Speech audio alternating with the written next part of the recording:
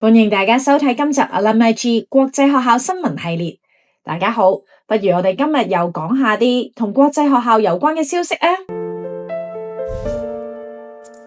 今日想同大家分享下有關特殊教育需要 SEN 學生嘅最新情況。根據南華早報上個月嘅報道，全港有大概6萬個 SEN 同學仔，呢個數字喺過去10年增加咗超過成倍啊！家長睇完係咪覺得話好驚人啊？但係專家就話唔係因為發展障礙突然增加，而係家長意識提升。早期嘅檢測普及咗，教育心理學家指出，過去當仔女落後同齡嘅時候，家長就會覺得佢哋好懶散。而家嘅家長普遍咧會俾啲仔女喺2歲前已經入讀 pre-nursery 或者 playgroups， 家長會比較仔女嘅發展里程，更加留意到發展差異，從而顧及 SEN 需要。俾家長3個積極嘅啟示：第一，SEN 係要及早介入嘅效果先會最好，避免仔女喺唔適合嘅環境。第二，要及早識別 ADHD， 呢個唔係病嚟㗎，係神經多樣性。喺國際學校 SENCO 特殊教育需要協調員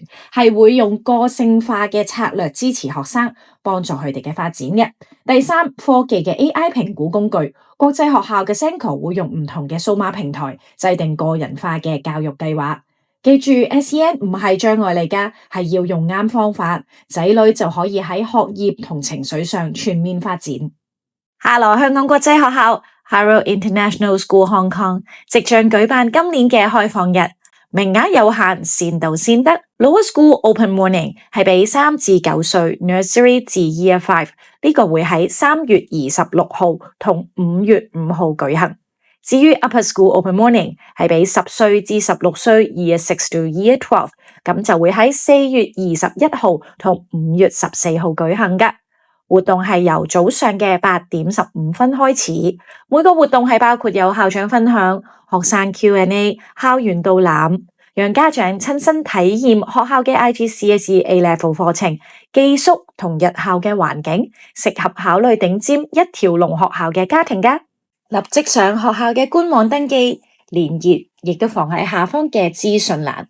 及早計劃為仔女教育提供頂尖嘅選擇。位於元朗安基斯學校 Angus Academy， 目前提供幼稚園到小學教育，近日宣布成立中學部，目標係實現 K-12 無縫嘅銜接。初中部7至9年級計劃喺今年9月元朗現有校舍開辦，學校嘅空間係好充裕嘅，有助而家6年級嘅學生直升讀中學，做到無縫嘅過渡。中學部10到13年級就係同英國擁有超過440年歷史嘅聖比斯公學 St. Bede's School 合作，共同創建香港聖比斯安基斯公學。中學校舍係會設喺西九龍，設計就好似大學校園，按學科劃分唔同嘅區域，營造英國傳統書卷嘅氣氛，亦都幫助學生提前適應頂尖大學嘅學習模式，為喺海外讀名校作出基礎。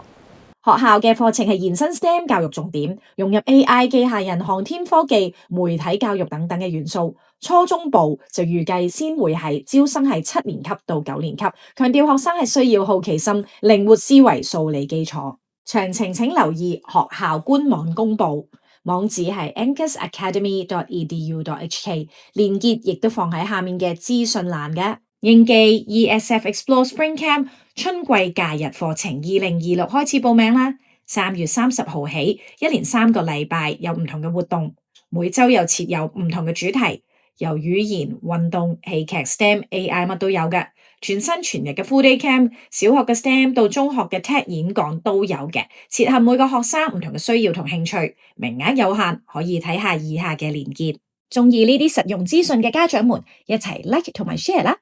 Subscribe Alumni G， 加入我哋嘅國際學校新聞資訊圈，每週更新最新升學動態。下次見。